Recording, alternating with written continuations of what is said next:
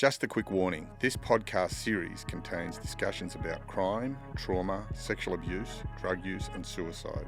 Listener discretion is advised.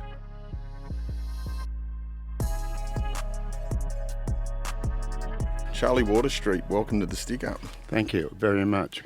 Mate, tell us a little bit, we always sort of go through the basic questions. Tell us about your upbringing. Where'd you grow up and what was it like? I was born in a manger near Bethlehem. No, sorry, that's a disguise. No, I was born in Albury, the centre of the known world, and I was in a working class pub. Your parents were publicans, weren't they? Yeah, publicans and Pharisees. Yeah. But we had been in the pub for 100 years in my family until I went to the bar, but it was the wrong one. All right. As you're growing up, who were your role models? My father was my role model. He was a sportsman, played for the Wallabies. He was a great swimmer. And as I ultimately learnt at 7, when a boy whispered to me in the play yard, "My mum says he's a playboy," talking to my father. Yeah. I was so thrilled. And he owned racehorses.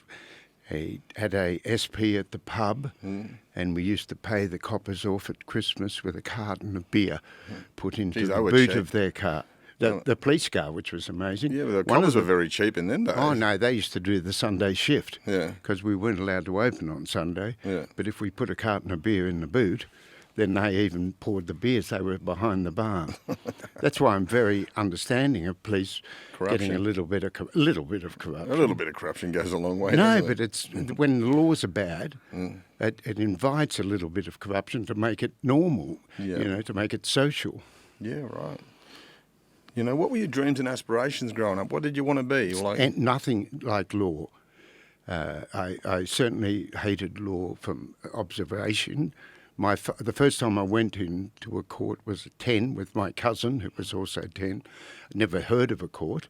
Walked into the Albury local court, and my father was up for a licensing matter. He was represented by the local town drunk, but who was the only one in Albury with a licence, Harry Flood.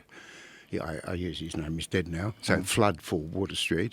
And he was pleading to the magistrate, but Mr. Waterstreet didn't know it was an offence to open at 10 past 10 in the evening. And the magistrate said, but Mr. Flood, he's been up here 19 times and been convicted 16. You say he didn't know, and I thought then that my father needed someone in the family that would do well. And he ran a TAB, not a TAB, he ran an SP before TAB.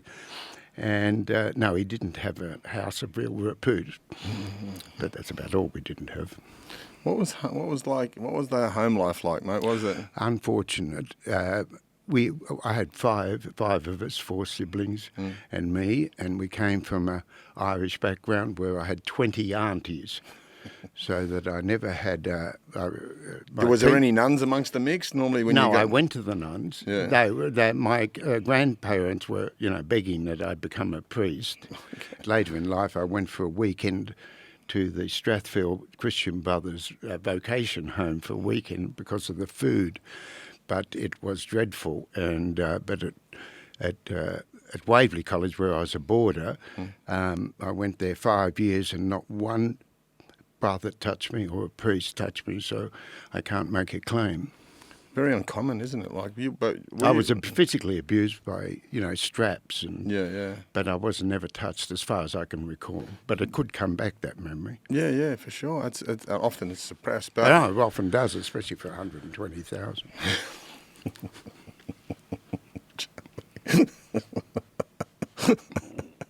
Anyway, now, do you have any? Were you a very sporting type of kid, or?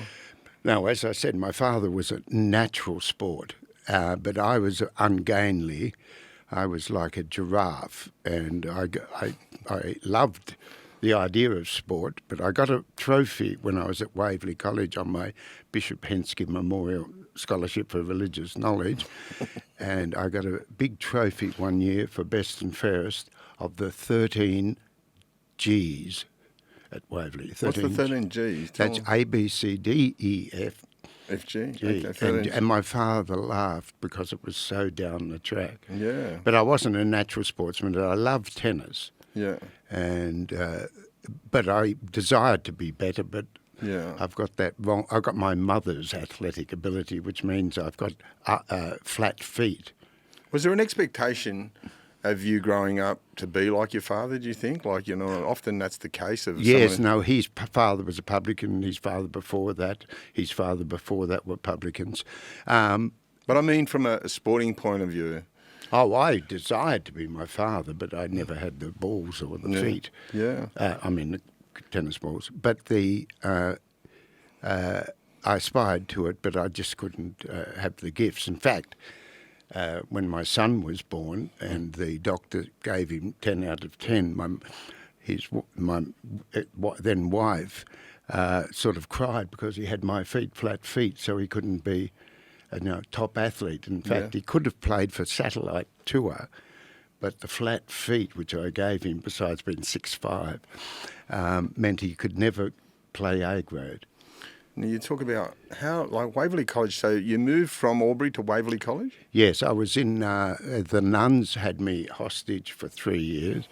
Then the Christian Brothers had me hostage for another 5. Then I got day release to go to Waverley College, which was a boarding school in Sydney. Yeah. My father... Prestigious too, I might add. Not then. No. It was all farmers, boys, bad farmers. It was actually boys who couldn't get into St Joseph's. Yeah. St Joey's is like a rugby union school, is that? Yeah, we were a rugby union school, but, we were good but we were in 2 grades. Sydney is divided between the GPS, the Greater Public Schools, and the CHS, which are, down market combined high schools. So we were sort of, What would have been elite? Would have been King's College the elite college? Yeah, they were in the GPS. So we had the King's College, Cranbrook, because they were all, gay. And we had Shaw, King's, those sorts of schools. Whereas Waverley were in the 2nd grade. In the work I do at Voice of a Survivor, we get a lot out of a lot of them schools, a lot of abuse. In the GPS schools? Yeah, a lot of them. Yeah, well, that's how they did so well, because of the G-up. Yeah, for sure. No, but it's everywhere. But not in Waverley College, which was unusual, because we slept 40 in a room. It was it? So you're talking 40. You're talking dormitory styles, yeah. Yeah, 40 in a room. How was that? Like, was there bullying? Like, was there a lot of bullying or standover? By the brothers? Yeah, no, or by the other kids. Often. Oh, yes. I had a particular bully who used to punch me in the arm, and of course those days I was a willow, a little bit of a weakie, and he punched me in the arm virtually every day. So my arm was completely black and blue, and it was just that he picked me. But then I mimicked a sense of humour, so I found my way to get around being bullied, because all the heroes at school were those who played rugby and cricket, and they actually got meat on Saturdays before the game. We had to eat baked beans. But there was a little bit of bullying, but it wasn't that bad. Okay, and what was the treatment like by the... I guess, what's the dorm masters and that sort of? We had a dorm masters of 40 boys. Yeah. So when the lights went out at 10 o'clock, all you could hear was the shaking of 40 beds. And in the morning... And referring to masturbation, I guess. Yeah, the smell of White King in the morning, that highly chlorinated. But we did have a photograph of that Christine Keeler, which we passed around and had a torch, because we weren't gay, until later. All right. So you go through King's College. Now, No, Waverley College. Waverley College. But going through there, what sort of made you look at the law as a career? I didn't. I got I got a Commonwealth scholarship for my first year. And you've got 3 degrees, haven't you? I'm getting the 3 degrees now, by the sound of it. But I was too young to do the medicine, so I had to repeat school. Yeah. And then I repeated school, and then, of course, in the 60s, I revolted against medicine, which I was naturally good at. I was first in the state in physics. and that sort of thing, name dropping and degree dropping. But then I revolted against what I was and did law. I tried to do law, but I was too young for law, so I had to do arts law. Yeah. And so I would have been in medicine at 15, so I was 16. Wow, you would have been Yeah. you would have qualified to do medicine at 15. I did qualify. Yeah, I got a scholarship to do medicine, which I really loved later in life because I was a natural, with all due respect to me, a natural physicist, chemist, mathematician, and I loved the sciences, and I'm good at it, which I used in law. Yeah, for sure. I mean, when I say I mean humbly, I am. Yeah, for sure. Mate, and so where did it start? So you left Waverley, off to Sydney Uni. What was that? And that is a prestigious university. It was a horrible introduction. I went to St John's College, which was, in the old term, used the fresher bash. That is hazing. So the first year I was there, I was dropped nude in a forest near Wollongong, and you had to get home. So you had to steal laundry off the line and then hitchhike back. Was that like an introduction to the college? Yeah, it was horrible. And then one day we were put on naked a block of ice and pushed around the hall. And then another day, I was shot at twice because on St Patrick's Day we were made to go out with green paint and paint the PAR out of no parking. So it read no king. So I was doing that. We'd done a few successful roads and sort of poles, and then two guards shot 2 bullets at me, and I hit the ground, and I knew when I hit the ground that they were in more trouble than me. After that, they took their guns off them. How was the transition from country kid to a city kid? Like you're talking, when you get up that, you get into Sydney, you get into Waverley and that sort of thing, you become basically a city slicker, don't you? Yeah, but you don't notice it at the time. No. You just adapt. When I was young, I loved the country. I used to shoot rabbits and thousands of galahs and, fish and that sort of thing. So I didn't give it any thought. I just got up there and adapted, yeah? I wouldn't have known what I was adapting to. So what was your, for you, that transition? You go, okay, you leave these and then you go into Sydney University. I used to live in Glebe and I used to love walking through Sydney University. And in those days it was glorious because I don't think I went to a lecture for 4 or 5 years because you only had lectures, and then at the end of the year you had 100% exam, and luckily I had a good memory. So, for example, in English I didn't read a book, but I read the dust cover of books, and I knew a poem called The Rime of the Ancient Mariner. So if we did The Mayor of Casterbridge, a great book I hadn't read, I'd read the dust cover and then say, my God, the Mayor of Casterbridge reminds me of the Rime of the Ancient Mariner, and then just go on. But in those days, every exam was 100%. You didn't have, you had to pass with 100%. No, you had to. You do one exam at the end of the year, which was worth 100%. These days, you have to do an exam and papers every couple of weeks. Yeah. But so in my day, you didn't attend lectures. In fact, one year, when I was doing commercial law 2, I went to do the 100% exam in November, and they didn't have a seat for me. And I said, why? And they said, well, we called you in July and you weren't here. So I had to get onto the sort of science bench and do the exam, 20 minutes late. Did you complete 3 degrees? No, I did 2. Okay, all right. Now, arts and law. So what became the attraction to law? Because you talk about not being a fighter as a kid, and I think one of the traits of a good lawyer is that fighting instinct. I've got a very strange personality, as anyone who knows me says, and that is I'm placid, completely placid outside court. I go into court. I'm very competitive. I didn't know I had that in me, and I'm fighting for other people. So I was a tiger, but I wasn't a bully type of tiger, like you may remember Pat Costello. I love Pat. And those type of people who shouted, and I was terrified in the court, let alone the policeman. But I was not. I was placid outside court, and inside court I had an unnatural. It was just But instinct. you were known for your flamboyance in court.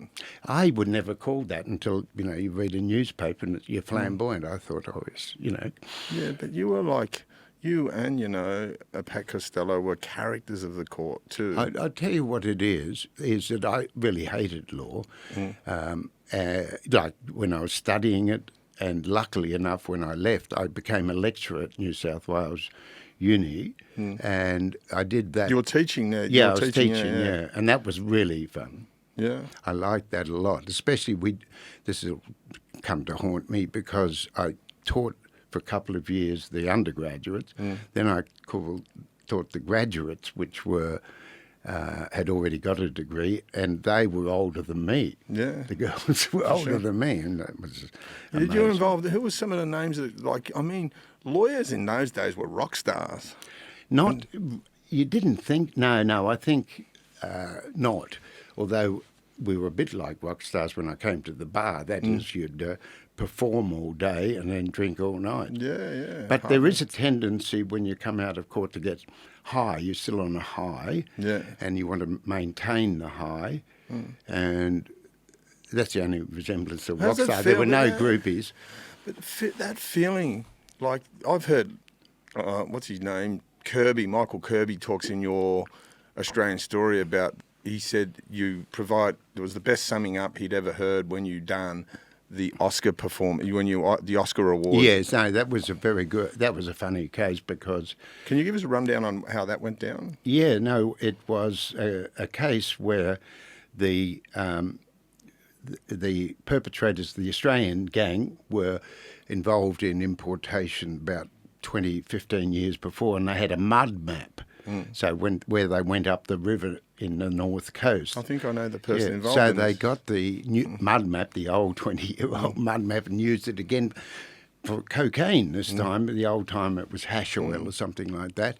And the idea was to get a boat, come to Australia over the Pacific Ocean, and then put it in this old mud map. But unfortunately, they got scared and put the 120 kilos in a big plastic bag and put it on the bottom of the sea, and so the coat never made it. Yeah. And then when it came here, some of the Colombians on board went out and showed the police exactly where it was, and I think they got it wrong. I really do. They tried their best. And is that where the summing up with the Yes, Oscar? what happened was there were about 5 accused in that. I think we had lunch with one the other day. Yeah, we did. I dare not say his name because he's very low sure. profile. Yeah, for sure. But he is, and my client was a hitman from Melbourne, and there were various presentations of, old-time Sydney Knockabout, popular, scallywags. colourful racing identities. And it was very funny because it was like a band of musicians. This is the last tour, we're 60, we're getting on. We put the band back together for the last time. Exactly right. And so the boat came here, and the drugs unfortunately went overboard. So it was a conspiracy to import drugs, but I argued we really didn't import them because we dumped them at near Fiji at 15 degrees off Fiji and 35 the other way. But apparently they never found them, and apparently there's a lot of very frenzied sharks off Fiji. And some very powder-happy Fijian Yeah, no, tribesmen. they're very, they don't eat. They stay up all night, party. So can you talk about, in the summing up.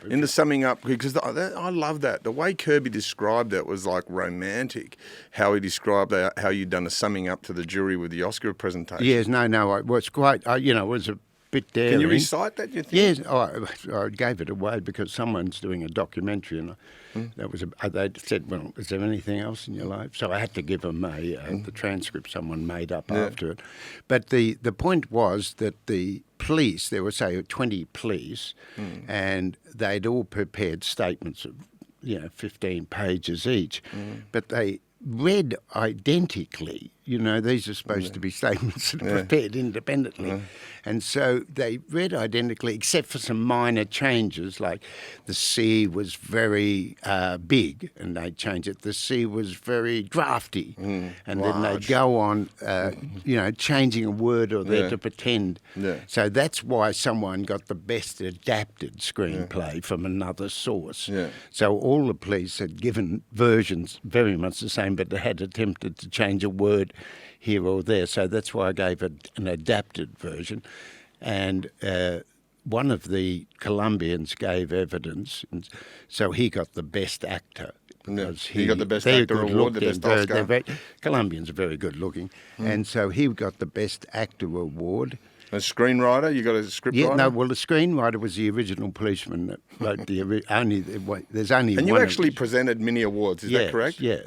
In the court? Yeah, and of course, we it was not just actors and screenwriters, it was lighting and sound effects, because the Colombians, when the Colombians came here, they weren't arrested immediately, and they booked into a motel which was bugged. And all you could hear in the motel was a bit of romantic Spanish and of course I put to these young Colombians that they had very bad colds, which they said, but their sound. So I don't think the 120 went all the way down. No. Some of it was kept for safekeeping. Fringe benefits of the job. Importation. Well, you got to know where to draw the line. Yeah. Which they did a lot in that motel. But everything was bugged in that case, which was unfortunate. But it was interesting because he had a satellite phone on the board, the captain and the Colombians on board the SS Desire, and they actually, when we subpoenaed all Was that the actual name of the boat? Yes. Or are you making that up? No. And when they had a satellite phone, and when they were coming near Australia, they go, we're under the blood, we're coming, near Fiji. Okay, over and out. And then, when we subpoenaed all the documents, Customs accidentally gave us a piece of paper which quoted all the satellite phone calls. Now, no one in the world knew that Five Eyes, all the intelligence community, New Zealand, Australia, US, had intercepted phones, including overseas calls, as we called it when I was growing up, satellite calls, and the world didn't know. So we wanted to quote these conversations to say that obviously it was a fix-up, and we weren't allowed to what was the legalities on that? Were they allowed to be doing that? No, and that's so there was a technicality, and that's there. why we did it. And you may remember that in the States they were using FISA courts to bug everyone, and I think it was the great Julian Assange who explained that all the phone calls in America and all overseas calls from America, in and out of America, so all the terrorists, any call from the Middle East, every phone call was bugged. And I mean, around the world, every mobile phone was being picked up, and then they had AI sorting it out for buzzwords. Oh, yeah, buzzwords. So if you use the word rug, like a code word, Persian AI, rugs, yeah. Yeah, the early days they used the word rugs as a very sophisticated code. No one would ever get it. Sophisticated code. Yeah, we got 100, rugs. We got 100 rugs. Now it's I'll just fly them in. In. Wow, man. Tell me some of the sort of lawyers like that you were impressed by, and obviously, you start. It's like you play football as a footballer in the game that you thought, geez, I'd like to be like him. Well, not me. Remember, I didn't like law for a long time, but I was attracted back to the bar. Well, first time in the bar when What's that like so were you ever a practising solicitor? No, I couldn't do that. No, I went straight to the bar. Yeah. So straight to the barrister, you went straight. Yeah. A lot of people, there's a lot of lawyers do a little bit of time as a solicitor these days and then... Yeah, no, but then they get off for good behaviour. But I couldn't be a solicitor to save myself. Yeah. Some people say I couldn't be a barrister to save myself. But I went straight to the bar. Yeah. And I did a lot of, gay Mardi Gras I was arrests. reading that, yeah. A lot of Aboriginal. Because there was once upon a time it was gay to be, it was illegal to be a homosexual. Wasn't Well, it? it still is in some quarters. Yeah, you yeah. know that. Tasmania, Russell? yeah. Yeah, Tasmania. Prison. Out of reach, but not in Parliament House. No. It's compulsory in some of the floors. But I did a lot of that civil liberties type of work. Yeah. And, you know, and I remember very much the first couple of Mardi Gras where, you know... Well, they were all illegal. That march was illegal yeah, back the then. march was illegal and the buggery was illegal. Yeah. And in Victoria, no, in Tasmania, it still was when I first went down there as a barrister. Yeah. So where have you... But incest was legal. In Tasmania, yeah. Yeah, it was strange. It was supported. It was Very actually strange. celebrated. Fuck, hi to all the Tasmanians. Well, there's nothing much to do. There's nothing else to do. No, except for throw rocks at each It's other. very family oriented. You know, I look at people like yourself and Pat Costello, and do you think, like, even Pat to a degree, I remember Pat, the story of Pat pulling out a teapot and he had a witness in the box. No, he was very, very flamboyant, as you put it. He was a natural advocate. And, you know, he looked like a freckled Australian, red-headed fellow who'd, you know, had a quick temper. But he's very funny. And he was very attracted to, you know, juries loved him. Yeah. And he had you know, he partied a little bit, but he was very efficient. And he certainly got juries on side and judges who hated him, particular judges in the district court. And I came across this judge myself, who remained nameless, but it's a 4-letter word. Okay. And the first one's Des. Okay. And I did a case with me when I first met my wife, and I was, you know, in Martin Place when the jury came back in, you know, in the Macquarie Gardens. No, they went in the Macquarie Gardens anyway. They were up there, and I rushed into court with my clothes on, you know, robes, and the jury was sitting there alone. Jabbar, isn't it? The Your jury, jabbar? Your jabbar? Yeah, you know, you wear a jabot, which is the white thing, a black robe, a wig. What do you think of that? Heels. What do you think? Oh no, that's after court. But no, I thought it was so medieval, right? Yeah. But then I warmed to it because, for me personally, it was a way of, you know, well, I'm set for this. I can't, you know, use the F and C words. But that didn't prevent you. No, that's true. Yeah, but I said fish, and I told the juries very early what fish meant. Yeah. And but I was strangely didn't mind it. But you know whose wig I had? I never bought one item of Barrister's clothes. From Macquarie Street, isn't there a famous Yeah, there is, but I got Lionel Murphy's wig because I Wow. represented him when... He would have needed a good barrister. He did, but there were 28 sort of charges against No, we're him. talking about Lionel Murphy was a crap judge, wasn't he? Yeah, he was a High Court judge. High Court judge, yeah. And he was Attorney General. He was a very charismatic man for an ugly guy. Yeah. But he was fabulous, you know, and all his law came to be recognised, you know. So there's that picture of him, Nick Powdos, and Robert that's the what magistrate. Who was that? I forget. Farquhar. Murray Farquhar. Farquhar. Lionel never had anything to do with the races, but, you know, talk about the Venus room. That's a different kettle of fish. No, he didn't fancy the GGs. No, Perskalier would have been a great friend of his. I went to Perce's. Perce's son went to Waverley. Yeah. Bruce Galea, first-class guy. Loved him, man. I met him in jail. One of the nicest guys I've ever met in my life. He went to jail because he wouldn't answer. He At wouldn't give in Royal. his mates at ICAC. Yeah. Bit like Gladys Berejiklian. Wasn't it Wood Royal Commission? I was at Long Bay with Bruce, and he just wouldn't give evidence. He served 2 years. Yeah, I know, for just not giving evidence. What That's a a champ, Waverley guy. Yeah. Waverley College got good principal. He was a lovely guy. Perce, when I was doing university, No, he had the illegal gambling. Yes, I went there. Yeah. And I went there, and Perce would sit on a very high chair over the baccarat table, And he was very lordly. And while I was there, some guy came up and said, "Perce, would you take a cheque?" And Perce clipped him over the ears and said, "I'd never take a cheque." And one day the police raided it. And everyone then pushed up the billiard tables and hid under them. And there was a little bit of procedure, like you get rid of the cards, turn the tables over. And but some people got arrested. But on Monday morning, when they read out the names of the defendants, there seemed to be a lot of Bing Crosbys, Donald Ducks, Daffy Duck, and it was funny. And half of them didn't turn up to answer to their bail. That Daffy Duck was a very regular sort of offender.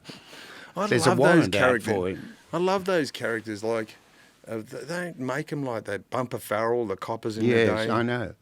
But there was a very good one, because Perce's place was, you never get a piece of toast at Perce's. He was very... But then the 33 Club started, where you got toasted cheese and tomato sandwiches and all you could drink. The advent of the future casinos. Yeah, no, I saw Neville Rand's people up there. It was who's who. And it was free grog, and it was a wonderful place. And, in fact, who's who were there. Yeah. Gambling was compulsory. All right, so, man, just what's some of that, like, because we can talk about that are on the record. What's some of the most fascinating court cases you've been involved in, trials in particular? I was very lucky to do whatever I did there. I started off, when I left uni to do my first case, I did it for the family of Bartons. They were in stock business, and they... In cattle stock? Is that what No. Stocks and shares? Yeah, stocks and shares and gold mines, that sort of thing. And they did a deal with the late Sir... and Ivan Ansett, what's his name? Bob Sir Peter Abels. Okay, Peter. So Sir Peter Abels had his front man called Bella Chide, and I apologise for naming them because they're under... It's on public record, don't it? Yeah. It's on public record. Yeah. But Bella Chide was a front for Sir Peter, and the Bartons were part, not they were innocent. But they took 100 million down to Paraguay, where there's no... Well, you're talking 100 million in what year? 1978. So it's like 3-5 billion now, maybe? Oh, yes. But they came back voluntarily, unlike Christopher Skase, and faced the music. So that was the first case I did. And they were tied up in courts for about 7 years, much to the delight of the lawyers. Yeah. And they ended up with none of the 100 million, and they defended themselves, but they never went to jail. And there's very interesting stories about that if you wanted to hear them. Yeah. Because we won the first case against the Crown, represented by Bob Hughes. Yeah. And then the second round, it was Sir Peter Abels, and we cross-examined. It was called Bridge Oil case, and the Crown promised to call Sir Peter Abels on Monday, but on the Friday before, there seems to be a meeting of the managing partner of Allen and Hemsley with Mr. Rand. I'm sure it's just that coincidence. Yeah. And on Monday morning, they said then Mr. Abels won't be attending, and we're going to the district. We're dropping this case, and we're going to do it in the district court. So you're in the Madge with that, were you? Were you in the I was there. Were you in the magistrates' court? Is that where No, we were in the magistrates' court, and we were supposed to go on a Monday, but then they ex officioed it and took it up to the Supreme Court. Wow. And that meant that we couldn't get it, Sir Peter. But we had a good job with his front man called Bella Chide. We were cross-examining him for a week or so. Then we had a break, and in the meantime, he went up to the Northern Territory for his 50 acres of grass. Yeah. Which was astonishing. And then he came back and explained how he had so much grass, and that didn't help his credibility. Mate, you are prolific, mate. You've been involved in producing some good movies, mate. I didn't realise how in-depth the production... Yeah, no, I was very lucky. When I was doing law, I didn't like it until, 7 years in. I was actually looking at a transcript, and I said, my God, that's very good, that read. And it was my own transcript. And I was lucky enough to have a talent for cross-examination. Mr. Costello once was pulled up by a judge. The judge said, "Mr. Costello, the idea of cross-examination is not to examine crossly," because Pat was a very severe one. But then I always wanted to make movies. Growing up and writing, I was very interested in writers who ended up shooting themselves, dying of excess, and other things. Chopping their ears off. Hemingway, Fitzgerald, anyone that didn't shoot their head off was not a good writer. I mean, I was friends with Hunter Thompson, and he followed Hemingway with shooting his head off, but he gave himself a couple of years. But what I meant was that I loved that sort of romantic. The drama of it, the suffering. There's a certain sort of... terribly suffering. And I was a drunk. I had Irish stock in me. So let's talk a little bit about that, Charlie. Let's talk about the drinking and the excess of it. Is that it comes from the profession? Yeah, but I only drank to excess, never further. I knew my limit, but I come from a long line of alcoholics. In fact, on my mother's line, there was about 100 years of Irish alcoholics, and my father was 100 years of publican, so it was a marriage made in heaven. Although it ended up in a bit of hell, but it was I was alcoholic. I didn't know it until I was drinking a lot, but I was having dinner with Barry Humphries and his wife. Yeah, and he's in AA, Barry. He got me in. So when I was having dinner one time, I had 5 Sambucas before dinner, with those flaming coffee beans in it. And I often woke up with coffee beans fused to my top and bottom lips. Yeah. And I called it Sambuca lips. But he took me aside and said, "You may have an issue," and took me to AA. And I loved AA. And because it was a good excuse to do stand-up and tell jokes. Well, when you share, the good ones can do that. Oh, no, I loved sharing, but it was a bit like me going to psychiatrists. I paid them so I could tell them lies. But, no, I sobered up. Barry I'm name-dropping, but Barry got me sober. I love the way there's anonymity in AA. Everyone knows Barry's there. Yeah, so there's Barry H., and then I got a tape from AA, and it had Sir Anthony H., which everyone said, well, I mean, Sir Anthony Hopkins. No, couldn't be. But it sounded like but it. He loves it. He there's some zealots, and it's fabulous. Yeah. There's role models for anyone who's got drug or drinking problems. And even in my time, Russell, when I went to AA, it was just old and everyone's got a nickname. Yeah, like Manly Broken Bill. Hill Bob. Yeah, Broken Hill Bob. Yeah. Maxville, Harry. And that's everyone's going to know. I love the program. I love the program, but when I first went, it was all Anzacs. And then cocaine came in, and then there was 20-year-old girls, so I took to it like duck to water. Let's talk about that. Let's talk about... just a common trait I've noticed... there's a common theme, like Chris Neist he wrote one of my favourite movies, Getting Square. I know Getting Square was produced by one of my best mates. That was fat. David Wenham played himself. How did David Wenham go? Like, wasn't that of John Spiteri, the junkie, and that? He was David Wenham. I just thought he lived with that guy for 10 years. That was just an amazing performance. But then you talk Sacha Baron Cohen, who's another lawyer. He's a genius. And he was what do you think that? Do you think? Oh, because it's performance. You see, I didn't do law for performance, but then when I was a barrister, it's fed that performance part. Not that I knew I was performing, but I wanted to be a stand-up comic in my 20s, and I became yes, exactly. But he went on seriously. I never had the guts. But later in life, I realised it was stand-up comedy in robes. Yeah. And you wrote your own lines, you performed. But it's all tongue-in-cheek in like I the good ones, like even Mark Higgins. He can be a little bit tongue-in-cheek. He's a very, very good lawyer. He's a very good lawyer, but he's half the size of a good lawyer. And a shout out to you, Higo. He's very funny because he's got a diamond earring, right? But certain juries, he has to take it off. Does he? Yeah, they think he's gay.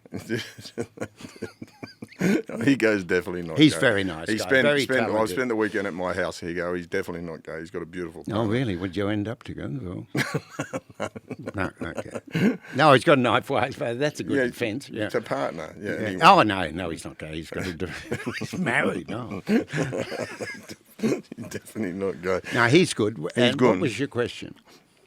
What was my question? Was where was I going? That's a with good. That's a good answer. Yeah. Pausing for time. Yeah, for sure. Yeah. What was your question? Oh, answer. What was your question? Oh, you got me, bamboozled me, mate. Yeah, I did I'll that take the in fifth. court. I'd take the Could you fifth. repeat that, prosecutor? Oh, I'll tell you, I had I ran my own committal hearing one time up in Darwin, and I had a copper. You had in a the fool for a client. Yeah, I had a fool for a client, and I had this copper in the box, and I knew I was fucking gone, and I said to the copper, "What's the definition of the word rock spider?" And he's looking at me wanting. And the judge allowed it, and he said, it's a person who has sex with kids. I said, well, I put it to you, you're a rock spider. The prosecutor fell out of his chair. He fell out backwards, the chair, and he goes, in his head, his name was Colin Roundtree, I remember, his head was red out. Well, what was he in? Juvenile crime? Horses for course. I don't know the relevance of that question, but I can see where you're heading. Oh, no, it's just fun. I can see where you're heading. All right, so let's talk about a few of the movies. There, Blood Oath, Yep. The Howling. The Howling 3, that was a great movie. It's called a cult movie now. That is, when it wasn't very successful, and then some ratbags found it in a drug haze on a beanbag. They took to it 20 years later, still paying royalties. Yeah. And it was a very relevant story of a tribe of werewolves here in Australia who raised their young in pouches. And Nicole Kidman desperately wanted to do it, but my friend, the director, Philippe Mora, cast someone with bigger breasts. Okay. And What a shame. it could have been, fantastic. But Barry Otto was in it, and it was, I called it Womb with a View because of the baby in the pouch, but it had a very interesting scene.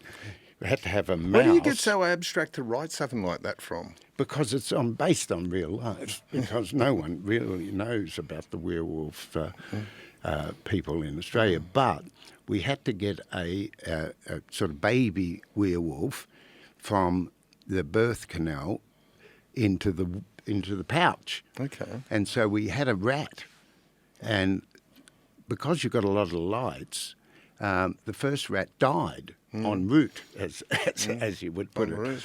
So we got a stunt rat, another rat, because you always have a couple of rats, and but in those days, I don't think everyone in the movies had that, but someone had speed, so we injected it with a little speed. My God, that werewolf went straight from the canal into the pouch, and if you see the movie, you will still see it. It was a closed set, of course. All right, let's move this on. is all on law. You asked me about the most interesting cases. Yeah, that wasn't all. Man, I want to go to Rake. Like, Rake is just synonymous. Everyone knows it's you. As soon as they watch Rake, they go, that's Charlie Waterstreet. No, but I'm much taller and better looking. But everyone knows. We're from the same town, Richard and I. Yeah. So the Roxburghs were on the Rabbit Protection Board, and he was an accountant. And his father, Richard... So did you grow up with him, Richard Roxburgh? No, I knew the family, and we kept away Richard from... Roxburgh played Charlie in the series Rake, about a rogue lawyer. How would you describe Rake? That's interesting. I'd say very good-looking, eloquent, well-endowed, gift of the tongue, that sort of thing. Felicia. Oh, well, that's a mouthful. But, no, Rake was based very much on, alleged ways I acted. Yeah, you cannot deny or confirm. Now, I was a vase in which Richard arranged the flowers. But it was fun. It was great fun. Richard and I were living in Los Angeles at the time. Yeah. And I really didn't know. I knew him from Albury. Yeah. And and his father, who served 5 years in Changi, Wow. those Australians that went to Singapore and didn't fire a gun. And Richard's father went with his best mate, Jim Murray, from Albury into Singapore, never fired a bullet, and stayed there in Changi for 4 years, and then came back straight to my grandmother's hotel. You would have been fucking traumatised as shit. Oh, they were traumatized. That's why they had to drink Yeah, at yeah. my grandmother's hotel. Yeah. And they went every day, and Richard didn't know that his father was in Changi. That's He kept it to him, yeah? Yeah, those generation didn't talk about Yeah, it. yeah, for But sure. now these guys from Afghanistan never shut up. Yeah, yeah. No, I feel very sorry, and I'm very much Yeah. against this tirade of abuse against ex-SAS guys. Yeah. I mean, imagine if they charged guys from the Kokoda Trail, Yeah. for not shooting them in the head quickly. Yeah. I mean, I don't. It's really divisive, isn't it? People have all got these opinions on it. They've never been in that situation. Well, they've never fired. Yeah, yeah. I mean, Kokoda Trail was bad, but Afghanistan was just ridiculous. Yeah. They had young children holding IEDs. They had dead dogs with IEDs. Yeah. Villagers that had turned a gun on you. No one knows how bad it is. Yeah, for sure. And they all come back shocked. Yeah. But these days, apparently the woke Air Force has got therapists with the flyers when they go over the Chinese Sea, and because if they get over and they see a Chinese jet, they have a nervous breakdown, and they have a therapist sitting with them in the cockpit. But they don't treat the soldiers from Afghanistan. And, I can't plead not guilty on this because when I was, I marched in both moratoriums in the 60s, early 70s, and I thought I'd get a pension, for marching in the moratorium, but I spat at and many did, on the Soldiers, troops coming back. I was just embarrassed about it. So why did I say it? I should have kept it to myself. But anyway. Yeah. But these days I'm very sympathetic with those guys, but looking back to Roxburgh's father, they didn't ever talk about it. Yeah. It was that thing too. I've done some studying on the bashings in prison, the Grafton prison in the 80s and 70s. I did that case. Yeah, Nagel. Were you in Nagel? Yes. Yeah. The Nagel Royal Commission was 1982 in the. He was another Albury man. Yeah. He grew up in Albury. Well, I always got good judgment. But what I did with that, my tracking down in my little investigation into the bashing, because I wanted to know why these men felt the need to bash the shit out of these prisons. And it turns out they're either World War II veterans or the children of World War II veterans. Yeah. So they'd been exposed to a lot of trauma and they were basically carrying the trauma onto other people. Absolutely. And there's never much of a difference between the classes that become wardens and the classes that become criminal. It's a very thin line. But I put it down to the English became wardens and the Irish became criminals. Yeah. But the necessity for violence came very much out of that traumatic period.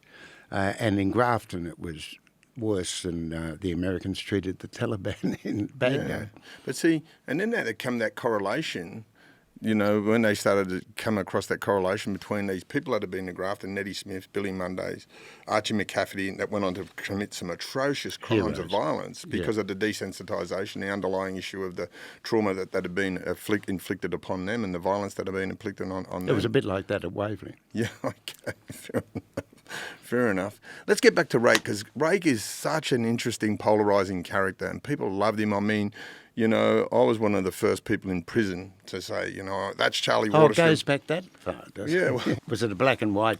No, it wasn't black and white. I mean, I was last in prison in 2017, but I can recall one morning I was living in a certain block of units, and I'd been out for a run, and I could hear this, "Hold the lift!"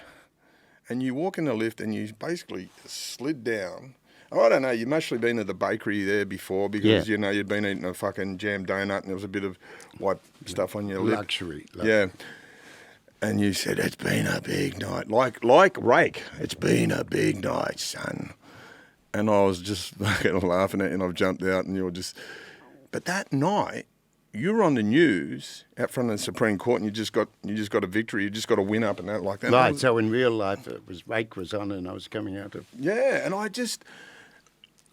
and I was living with this girl. I was a nanny. In I was actually, prison? No, this was outside. I was living on Elizabeth Street where Greg Gould's got his business, his chambers, right? And you were doing something, I don't know what, you were mostly going to visit a lady friend or something like that. Unlikely. They come to me. But anyway, and I just went, and here you are, you were in a state at that time at 6 o'clock in the morning. Here you are at 5 o'clock in the afternoon when the juries come back out. And I just said, that is genius. And you're known for it. Like other lawyers, I've spoke to a couple of lawyers recently about you, and they said, that guy is a genius. You know what I mean? Could you name that guy? Need a character reference. Yes, I know. I need all the references I can get.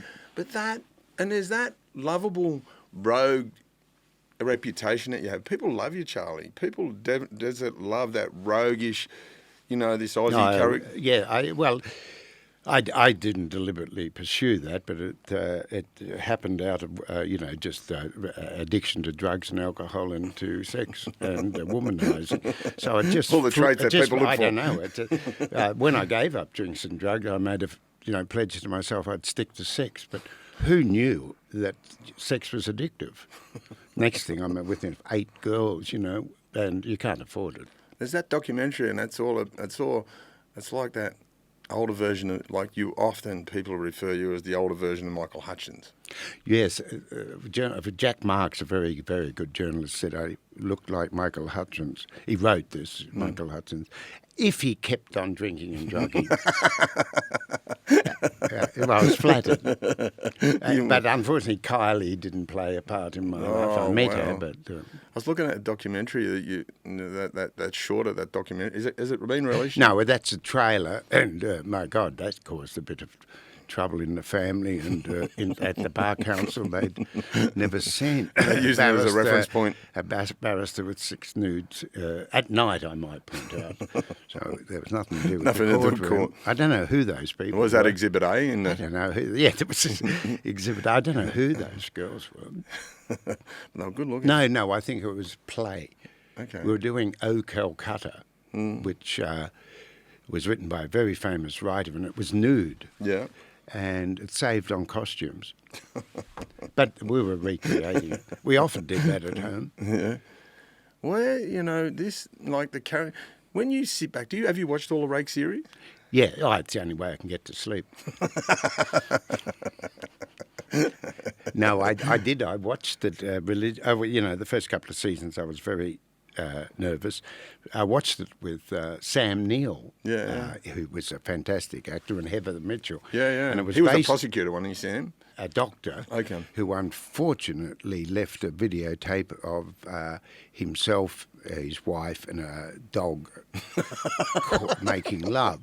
And it's based on real life, and I did a case in Tasmania. And Sam played the doctor, and Heather Mitchell played the wife, and he was a Rottweiler. They're very good lovers. Very good lovers. And Richard put out his heart and soul in them because he told the jury that, Australians have always been rooting for the underdog, and he got him off. But it was it was actually not a word changed from what happened. So it was actually a transcript, was it? Yeah, virtually, because the doctor, I can't mention his name, Dr. Quill. Dr. Longfinger. But he and his wife would video their attempts on a beanbag. She was on a beanbag, and Dr. Quill, they were all naked except Dr. Quill left his socks on. But it was beautifully shot, and he left it in the boot of his car. Some kids stole it, and it ended up at the police station. So he told me, I said, this doesn't look good. And he said, that's not me. But I showed him, and it was a dead ringer. So he said, Charles, he said, no, we shot that in Canada, and it's not an event in Australia.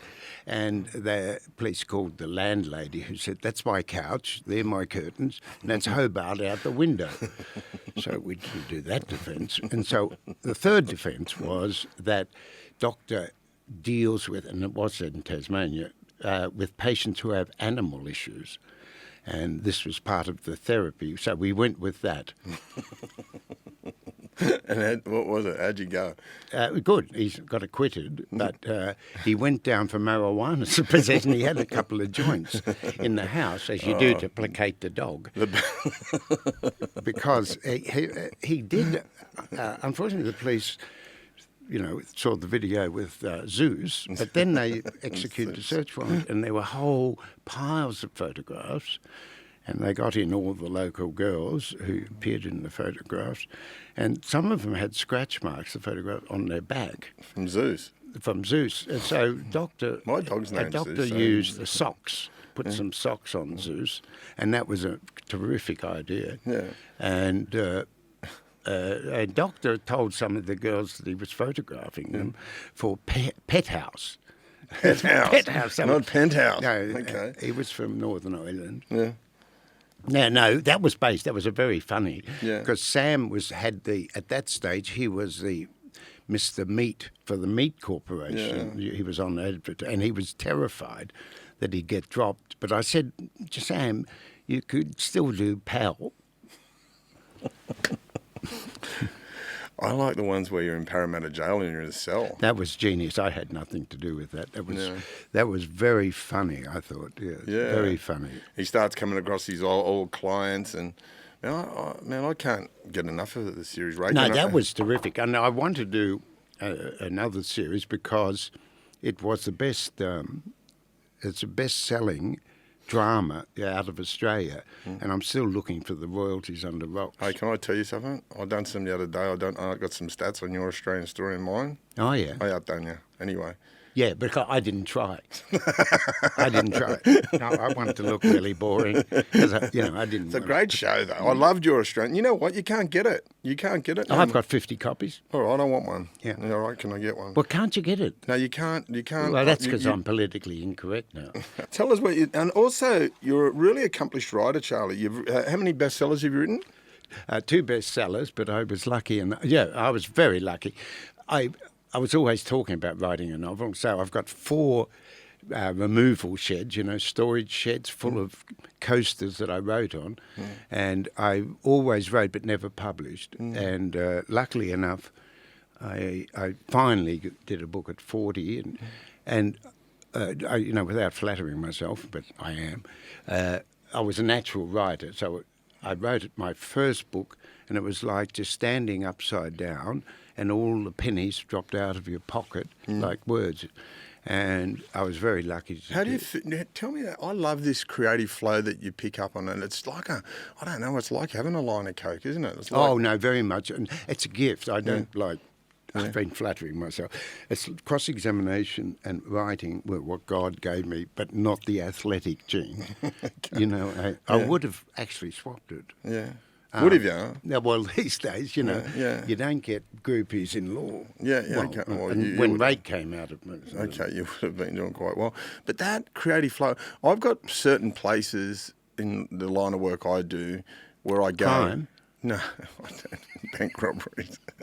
But you were in the flow early. Yeah, I was in it, and from a young age, I guess, and we needed rock stars like you, and I had a saviour back in them days, a bloke by the name of Peter Zara, who became a district court judge. Loveliest guy in the world. Yeah, and he was I loved him. A public defender, great guy. Terrific. And he just he always let me know that he was around, and he became a district court judge. I did a jury trial in front of him where my client was accused of setting his girlfriend on fire. Well, in those days, it was pretty rare. So I sang Billy Joel's song, "We Put Out the Fire," to the jury in the final address. And it went down a treat when we got off because she loved meth, drink. I remember when I went out in front of Judge Slipper Saunders up at Penrith. Oh, it was shocking. Oh, can I tell you a funny story, right? So I go on to court, and we go on to court and wait for him to come in, but he'd been down sleeping in the... Hence Slipper. Yeah, the Slipper, and he come up, and he licked his lips. And I were in the days of sentencing indications. And they were terrific. And the deal was to me, they offered me 18 years with a non-parole period of 12 years on a sentencing indication. And he come and he's licking his lips and he's scared the shit out of him. He's going, has the accused, I believe a deal's been put to him. Yeah, no. And he said, he was a lip reader, but he kept his tongue on it. Anyway, and I just went, fuck, I sacked my barrister. I said, nah, the barrister's telling me to take. I said, no. And then I got hold of Peter, and Peter just showed me a little game plan and got me away from it. He was terrific. As a lawyer with the DP, the public defender, and as a judge. Why wouldn't have he, tell me this, why wouldn't have, he was a very good barrister, why wouldn't have he went into private practice? Oh, wait. He was a big boy. And also, thank God he didn't, because we need a bit of heart on the bench. Yeah. There's not enough heart. There's a lot of, not much head then, but there's a bit of head on the bench. But Peter brought academic excellence, but he also brought a little discretion, and he saw, the other side of the tapestry. Yeah.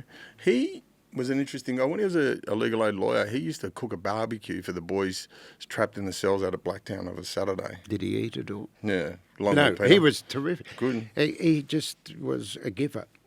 If you were in, let's say you are in trouble, but if you were... Well, I'm not really in trouble. No, but if you were pinched... I'm politically incorrect. You're definitely politically incorrect. I put that down to I'm bipolar too. Yeah, and I would cop that. That's a good defence. No, it's not a defence. There's no excuse for, being mad. There's no excuse for being, mad under Section 14 of the Mental Health Act. But if you're in trouble, what lawyer would you have in this country, like Barrister in particular? Brett Walker. 1T. Brett Walker, 25 grand a day. I'd certainly... Yeah, the Catholics love him. I write an IOU doing. Yeah. No, he's first class. As an academic lawyer, I've got Phil Strickland, who I gave his first trial to. And there's a lot of good ones out there, but... Richter? You rate Richter? Oh, fantastic guy. Robert Richter? Really. He did Cardinal Pell, and it broke his heart because he did first... I read every word of that transcript because I wrote an article. If you're writing an article on Cardinal Pell, I wrote an article about before the High Court for Penthouse, which is a natural forum for Cardinal Pell, and I wrote a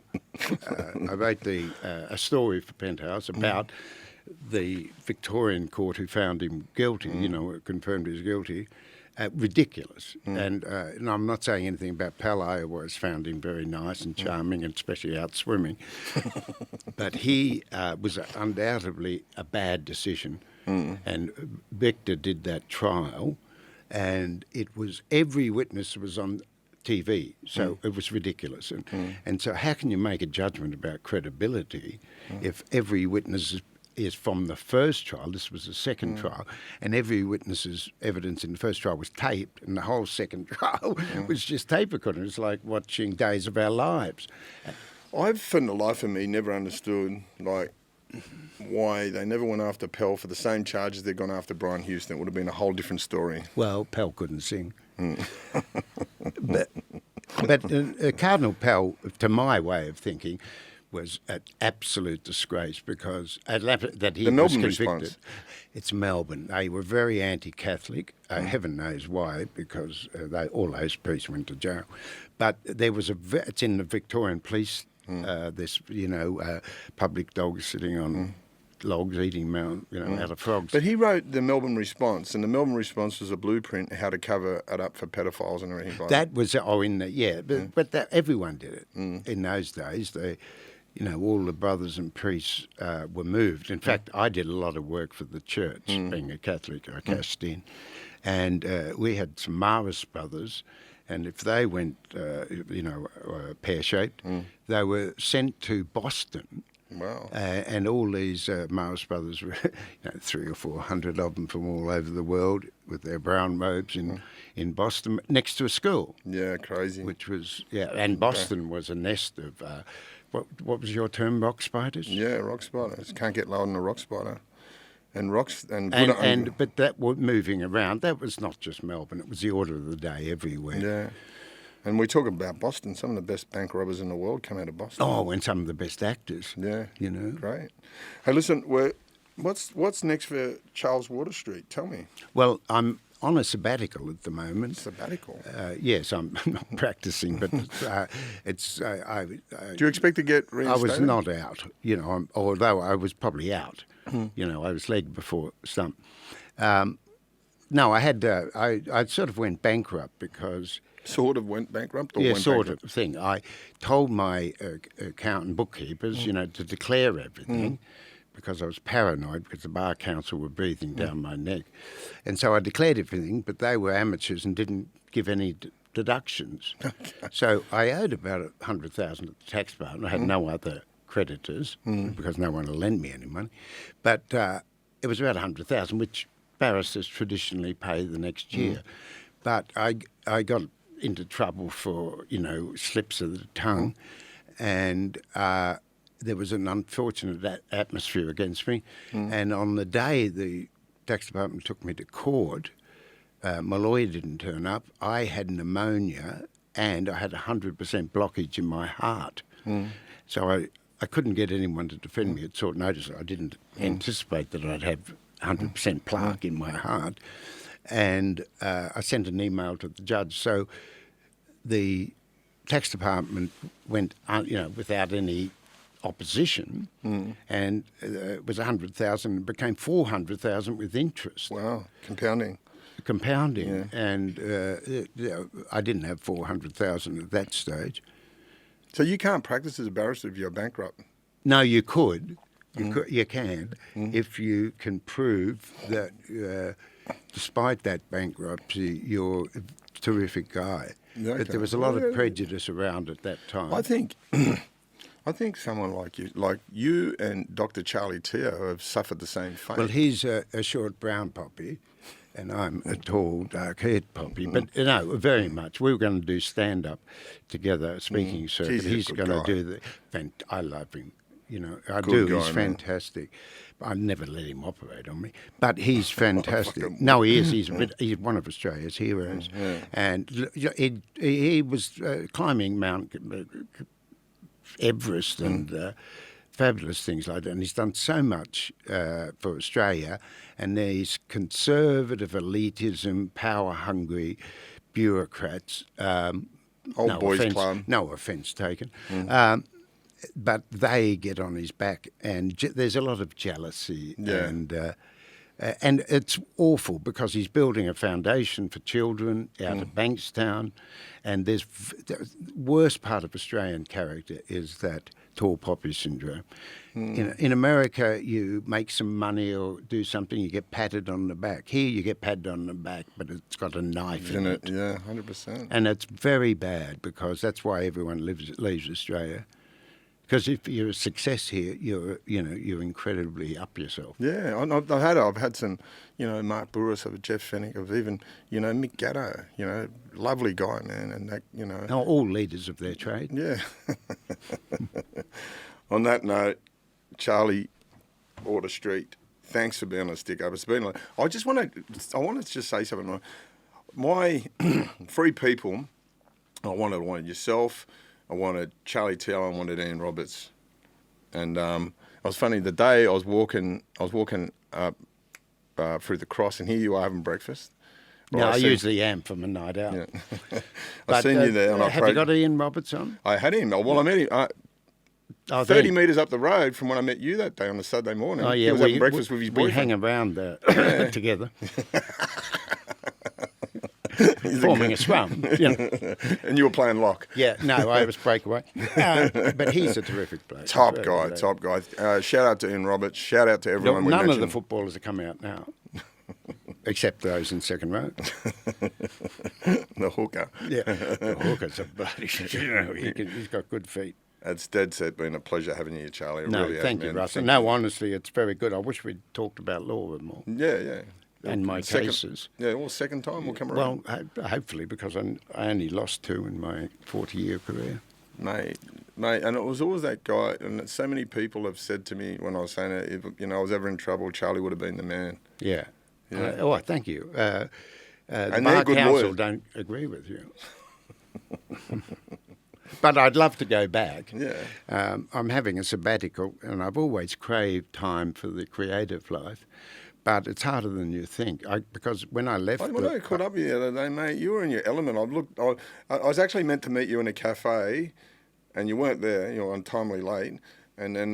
That's a lifelong pattern. Yeah. So I jumped in an Uber, and I've jumped up, and I drove up the road. I was going back to my place, and here you are in another cafe with your head down, smiling to yourself on way you're riding. You know, I mean, you look like you're in your element. You're just in your flow. I love seeing people in their flow. Yeah, no, I'm lucky to, you know, if I sit down to write, I'm fine. But it's getting to sit down. You've got to have the discipline to write. I love writing in cafes and other places. And in fact, I'm writing now with the producers of a documentary because I can't sit in a lonely house. And especially as I live at Bondi, if I write in cafes at Bondi, my neck gets hurt. Yeah. Oh, yeah, I get it. Having a good old perv. Oh, I wouldn't say that. It's just you've got to bend down to, for your lost coins. Charlie, it's been a pleasure having you, mate. No, that's all. I've really enjoyed it. But let's talk about law next time. No, we definitely will be. Yeah. Okay. Thanks, mate. Thank you very much. My Thanks, Charlie. my pleasure. Thank you.